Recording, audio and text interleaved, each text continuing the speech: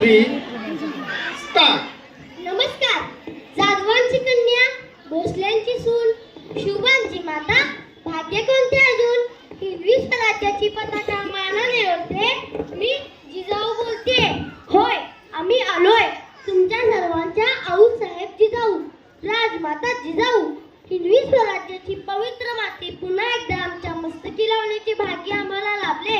हे जगदंबेचीच कृपा. कोणी म्हणाले दीपकलिका, कोणी म्हणाले देवता, पण मी तर स्वजनांच्या रक्षणासाठी, लेकीबाईंच्या संरक्षणासाठी अवतरलेली साक्षात सौदामिनी. स्वराज्य स्थापनेसाठी प्रगटलेली शहाजीराजे भोसले यांची राणी जिजाऊ. सिंदखेडच्या लखुजी जाधव यांची सोनसरी कन्या जिजाऊ बोलते. शिवबांच्या प्रत्येक पराक्रमी स्वाभिमानी निर्णयाला, विजयश्रीला आशीर्वाद देऊन प्रेरणा देणारी आदर्श माता मी जिजाऊ बोलते. तो काळ धामधुमीचा होता. महाराष्ट्र चारी बाजूने शत्रूने वेढला गेला होता. शत्रू गोर गरीब त्यांच्यावर जुलूम करीत असे, आया बहिणींवर अत्याचार करीत असे आणि हे आम्हाला सहन होत नव्हते. अवघी रयत यवनांच्या अत्याचाराला कंटाळून गेली होती.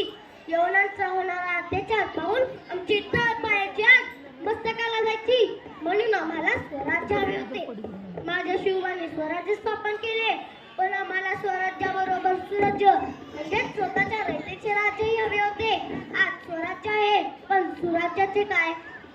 हे स्वराज्य ज्याच्या भरवशावर उभे राहिले तो शेतकरी आज रस्त्यावर येऊन आंदोलन करतोय, कर्जाला कंटाळून आत्महत्या करतोय.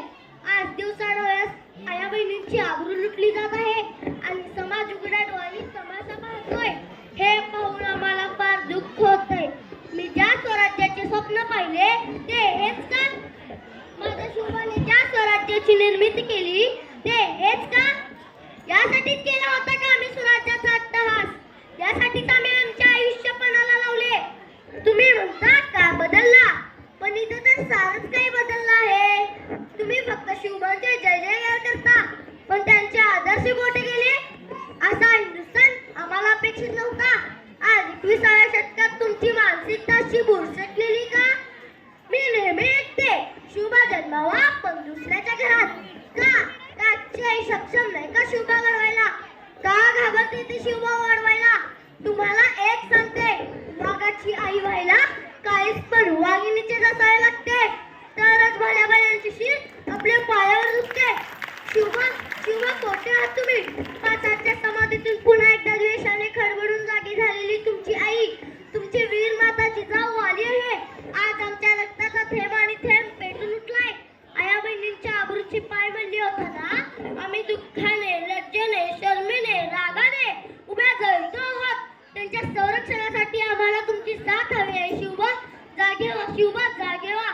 तुमच्या माय भगिनींच्या आक्रोशामुळे तुम्हाला जाग येत नाही का? जागे व्हा शिवबा, जागे व्हा. हे राष्ट्र हिंदूंचे व्हावे, हे आमचे स्वप्न आम्ही तुम्हाला दिले. हिंदू म्हणजे सर्वांवर न्याय, धर्म, संस्कृती, सभ्यतेचा संस्कार, नीतिमूल्यांची जाण. हे हिंदुत्व प्राणपणाने जपण्यासाठी आम्ही कितीतरी संघर्ष, व्रतवैकल्य करून तुमच्या जन्माची प्रतीक्षा केली. आज तुम्हाला साथ घालते आहे शिवबा, जागे व्हा शिवबा, जागे व्हा. आज तुम्हाला समाजातून जागे व्हायलाच हवे. प्रसंग बाका आहे असे निधून चालणार नाही. आज लढाईवर नाही जायचे, परक्यांवर घाला नाही घालायचा, पण पुन्हा एकदा तुम्हाला न्याय तत्वावर बसण्याची गरज आहे. शिवबा जागे व्हा, शिवबा जागे व्हा. आज 21व्या शतकात होणारा अन्याय पाहून यांना राधानाथच्या नडीचा वोट देण्यासाठी आमच्या शिवत आहेत, पण हे आमच्या संस्कारात बसत नाही. म्हणून ही आई भवानीची तलवार तुमच्या हाती द्यायची आहे. तुम्हाला नक्की माहित आहे ही तलवार नुसती सणासुदीला पुजायची नाही, तर शिवबा शासन करा. कळू द्या त्या नराधमांना त्या आया बहिणींच्या वाट्याला गेल्यावर काय होते ते. आज आमच्या अंगाची लाही होऊन आमच्या या ओल्या देहाला शर्मेने आग लागली आहे. रामकृष्णासारखा वारसा सांगणारा तुमच्यानंतर हे काही पुरुष दिसत नाही. आज या स्वराज्यात जाती जातींमध्ये तेढ निर्माण झाले आहेत. जात ही पाठीला चिटकून येते, पण ती पोटावर नसावी असे संस्कार आम्ही शिवबांना दिले. त्यांनी यांना जात नाही तर कर्तृत्व, बुद्धिमत्ता पाहून स्वराज्यात स्थान दिले. माझ्या स्वराज्यात कधीच भेदभाव केला गेला नाही, पण आज ज्याच्याकडे पैसा त्यालाच मान दिला जातो. माझा शिवबा रयतेचा राजा होता.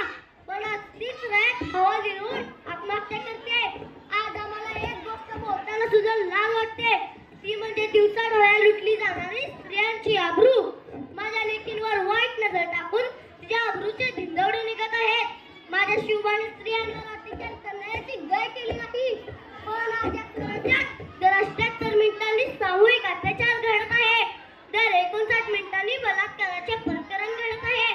दर 12 मिनिटांनी एका स्त्रीला सामूहिक अत्याचाराला सामोरे जावे लागत आहे. हा देश, हा समाज खरंच माझ्या लेकींसाठी सुरक्षित आहे? अरे हे कसले स्वराज्य? काय करता तुम्ही? आमच्या आदर्श घेऊन चौका चौकात आमचे पुतळे उभे करून जयंत्या साजऱ्या करण्यासाठी दत्त्याने वळवता, भाषणे देता, घोषणा देता, समाजवादाबद्दलचा भावना शून्य भाव तिथे झटकून निघून जातात. अरे माझ्या लेकरांनो, आया बहिणींनो, हे पाहून आम्हा माता पुत्रांना रडू येते रे. हे पाहून आमचे कष्ट वाया गेले असं वाटते. नका रे आमच्या कष्टांना नुसते सणासुदीचे रूप देऊ. त्यापेक्षा खंबीर, स्वाभिमानी, आत्मनिष्ठ व्हा. आज तुमच्या विस्मरणात गेलेली जिजाऊ आम्हाला मुळीच चालणार नाही, तर तुमच्या आचरणात आणलेली जिजाऊ आम्हाला हवी आहे. एक स्त्री समस्त विश्वाचा बचाव करू शकते आणि हेच सांगण्यासाठी आम्ही जिजाऊ प्रत्यक्षात अवतरलो आहोत. जगदंब जगदंब जगदंब बोला छत्रपती शिवाजी महाराज जय. जय भवानी. जय शिवाजी. हर हर. प्रांजलचा या महारदार परफॉर्मन्स जोरात टाळ्या वाजवायचे. वक्तृत्व कलेची उत्कृष्ट झालर लाभलेली प्रांजल सर्जेराव माने राजमाता जिजाऊंची विचार सर्वांच्या मनात तिने जागे केलेले आहेत आणि सर्वांनाच विचार करायला लावणारी, आत्मचिंतनास भाग पाडणारं असं तिचं हे स्पीच होतं. अतिशय सुंदर प्रांजल.